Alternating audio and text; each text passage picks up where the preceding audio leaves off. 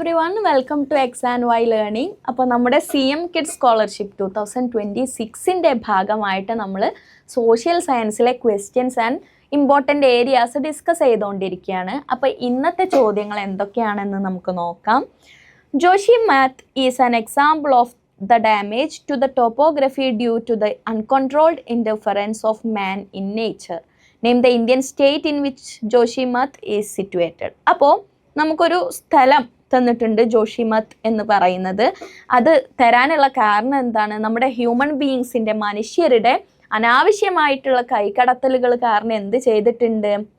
അവിടുത്തെ ടോപ്പോഗ്രഫി, അവിടുത്തെ ഭൂപ്രദേശം എന്തായിട്ടുണ്ട്? ഏകദേശം ഡാമേജായി നശിച്ചു പോയിട്ടുണ്ട്. അപ്പോൾ ആ ഒരു പ്രദേശം, ജോഷിമത്ത് എന്ന് പറയുന്ന പ്രദേശം നമ്മുടെ ഇന്ത്യയിൽ ഏത് സംസ്ഥാനത്താണ് സ്ഥിതി ചെയ്യുന്നത് എന്നാണ് നമ്മുടെ ചോദ്യം. എവിടെയാണ് ജോഷിമത്ത് സ്ഥിതി ചെയ്യുന്നത് മക്കളെ? ഉത്തരാഖണ്ഡിലാണോ, ഹിമാചൽ പ്രദേശിലാണോ, അരുണാചൽ പ്രദേശിലാണോ, ജമ്മു കാശ്മീരിലാണോ? ആൻസർ അറിയുന്നവരൊന്ന് കമൻറ്റ് ചെയ്തേ. അപ്പോൾ ജോഷിമത്ത് സ്ഥിതി ചെയ്യുന്നത് ഉത്തരാഖണ്ഡിലാണ് കേട്ടോ. നമ്മുടെ ഇന്ത്യയിലെ ഉത്തരാഖണ്ഡിലാണ്. അതിൻ്റെ പ്രത്യേകത എന്താണ്? ഈ ഒരു സ്ഥലത്തിൻ്റെ അവിടുത്തെ ഭൂപ്രദേശം ഏകദേശം നമ്മുടെ ആർത്തി കൊണ്ട് നമ്മൾ എന്ത് ചെയ്തിട്ടുണ്ട്? നശിപ്പിച്ചിട്ടുണ്ട്. ഓക്കെ, ഇനി അടുത്ത question. The study of coins is called. നാണയങ്ങളുടെ പഠനത്തെ എന്ത് പറയുന്നു എന്നാണ് ചോദ്യം. അതിൻ്റെ പേരാണ് ചോദിച്ചിട്ടുള്ളത്.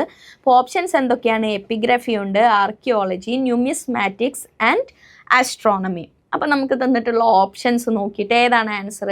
ഈസി ആയിട്ടുള്ള ക്വസ്റ്റ്യൻ അല്ലേ, നമ്മൾ പഠിച്ചതാണ് അല്ലേ. എന്താണ് ആൻസർ വരുന്നത്? ന്യൂമിസ്മാറ്റിക്സ് ആണ് എന്ത്? നമ്മുടെ സ്റ്റഡി ഓഫ് കോയിൻസ്, നാണയങ്ങളുടെ പഠനം എന്ന് പറയുന്നത്. അങ്ങനെയാണെങ്കിൽ ബാക്കിയുള്ളതൊക്കെ ഏതാണെന്നൊന്ന് നോക്കാം നമുക്ക് ജസ്റ്റ്. എപ്പിഗ്രഫി എന്താണ്?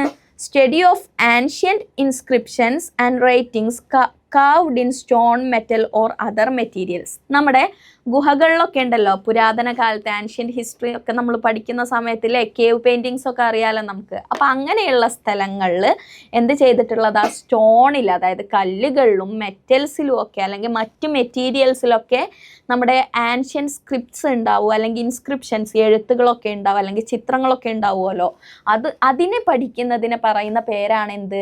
എപ്പിഗ്രഫി എന്ന് പറയുന്നത്. ഓക്കെ ആണല്ലോ. ഇനി അടുത്ത ഓപ്ഷൻ ഏതായിരുന്നു? ആർക്കിയോളജി അല്ലേ. ആർക്കിയോളജി എന്ന് പറഞ്ഞാൽ എന്താ? അതിൻ്റെ മലയാളം തന്നെ കേട്ടാൽ നമുക്കറിയാം. എന്താണ്?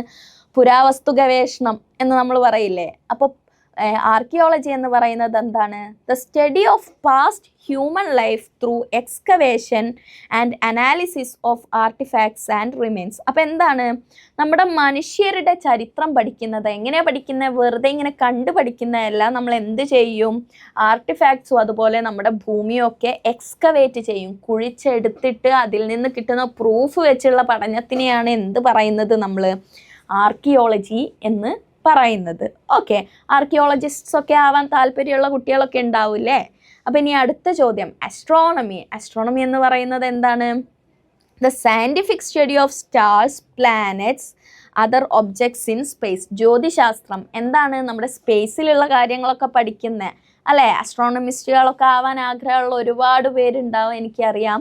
അപ്പോൾ എന്താണ്? നമ്മുടെ സ്റ്റാർസ്, നക്ഷത്രങ്ങളെക്കുറിച്ചുള്ള, പ്ലാനറ്റ്സിനെ കുറിച്ചുള്ള, അതായത് നമ്മുടെ സ്പേസിലുള്ള ഏത് ഒബ്ജക്ട്സിനെ കുറിച്ചുള്ള പഠനത്തെ പറയുന്ന പേരാണ് എന്ത്? ആസ്ട്രോണമി എന്ന് പറയുന്നത്. പിന്നെ നമുക്ക് ഓപ്ഷൻ ഉണ്ടായിരുന്ന ന്യൂമിസ്മാറ്റിക്സ് ആണ്. ഓബ്വിയസ്ലി അതെന്താണ്? നമ്മുടെ നാണയങ്ങളെക്കുറിച്ചുള്ള പഠനത്തിനെയാണ് നമ്മൾ എന്ത് പറയുന്നത്? ന്യൂമിസ്മാറ്റിക്സ് എന്ന് പറയുന്നത്. അപ്പോൾ ഇന്ന് അത്രയേ ഉള്ളൂ. We will study about some other topics in the next session. Till then, by.